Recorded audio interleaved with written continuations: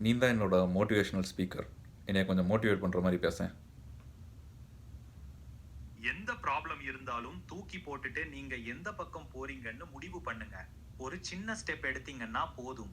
மீதி எல்லாம் தானா ஓடும்.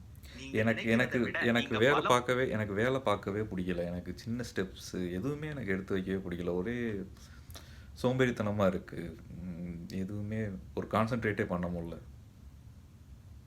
அடங்கோய் பார்த்தியா இவன் என்னெல்லாம் சொல்றான். போதும் இந்த சோம்பேறி பேச்சு. நீ எழுந்து ஒரு 5 நிமிஷம் வேலை பார்த்தாலே போதும். மூளை தானா ஓடும். உட்கார்ந்து இப்படி புலம்பிட்டு இருந்தா ஒரு காரியமும் ஆகாது. எழுந்து நில்லு முதல்ல. எனக்கு வேலை பார்க்கவே புடிக்கலையே! ஆனா வாழ்க்கையில பெரிய ஆளா வரணும். எப்படி வர்றது?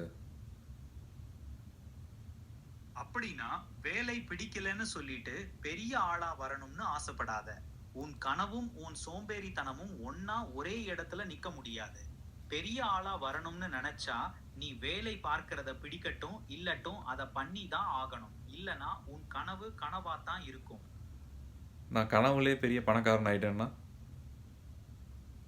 அப்போ நீ நல்லா தூங்கு. முழிச்சா பணம் வராது. கனவுல பெரிய ஆளா இருந்தா என்ன?